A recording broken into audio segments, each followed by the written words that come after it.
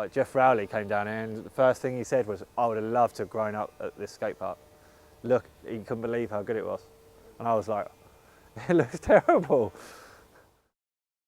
Southsea Skatepark was once a playground for top paid professionals, but has recently diminished, branding it as just a run-of-the-mill skate park. Let me start with skateboarders. Steve Alber was pretty much the first guy to skate in here, as far as I remember. 1978, I think.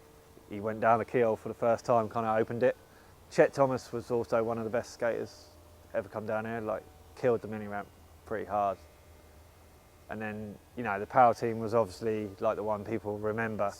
It was one of the best skate parks in the world. Now it's just another skate park, really. But on the plus side, it does have a lot of history, which other parks don't have. The American fad of sidewalk surfing or skateboarding hit the mainstream in the UK during the summer of 1976, and soon many skate parks were being built. The opening of skate parks such as Southsea in 1978 carved a wave for this new trend. Southsea rapidly became one of the most popular places for social activity on the south coast. The skate park, before the introduction of the concrete bowls for a more aggressive style of skating, was simply just a rink, and this proved to be very popular for locals as all the family could get involved and was one of Southsea's most visited attractions by holidaymakers. We didn't have so much to do in those days. We didn't have like the video games and that type of thing, so you know, it was somewhere for us to go. Lots of young people do that, you know. So everybody gathered there. And Southsea, don't forget, was holiday place. Now it's not so much of an holiday area at all. So yeah, you'd get a lot of holiday makers in there. I think we used to go down there when we was about 7 or 8 starting off, and that's where I first learnt to roller skate. We used to go down there on a Saturday morning, and it used to cost us 6p to get in, which is 2.5p in nowadays money. And we used to spend all our time down there. So we lived locally. I was born in Portsmouth in Southsea, and in those days you could walk anywhere when you were young with no worries. And we used to set off in the morning and just walk down here and go skating and walk home. So we stand and watch when we go by, and so when we see these youngsters on their BMXs, they got more nerve than what we had on our roller skates.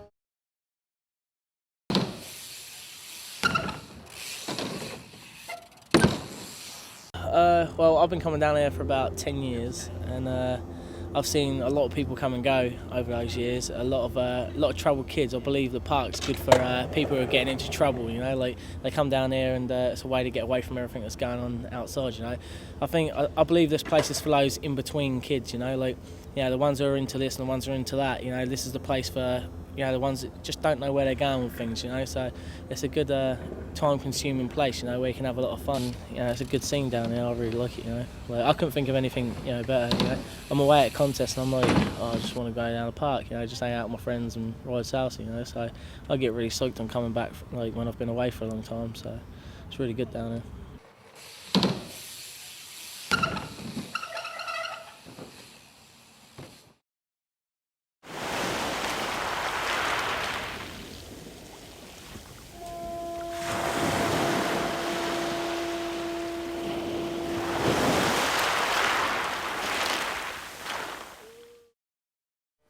Like it seems like the park got worse and the scene got better, if you see what I mean.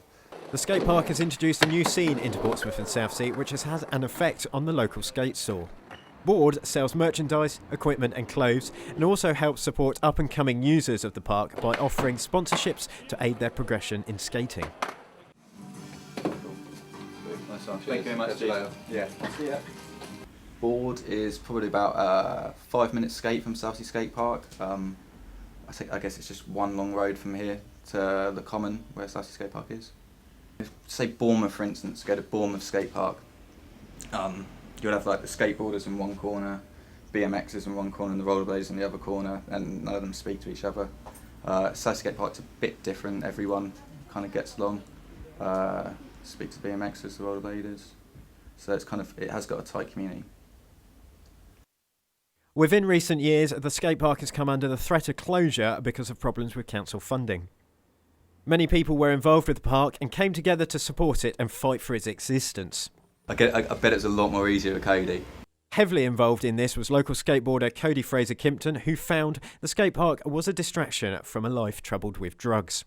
It felt being accepted, you know, like without in that kind of way like I needed to feel like I needed to be accepted, but just with people that felt the same way, and it was an alternative scene that I wanted to be in, or I wanted to be a part of, or I was, but without the heavy kind of, you know, the kind of squatty, druggy kind of side of things.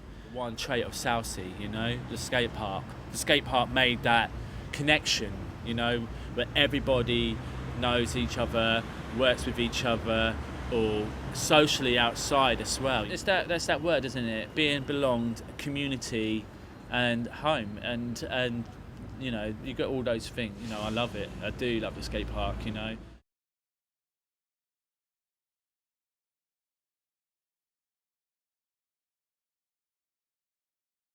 I mean, it's like another town in here. It's like Portsmouth doesn't exist. Like, no chavs, nothing. None of that. It's like weird. It's always weird. I really believe, you know, that park is a really beautiful place. You know, so no, I think it would be a shame if ever they do dismantle it. As far as what the park's brought me, you know, it's taken me all over the world.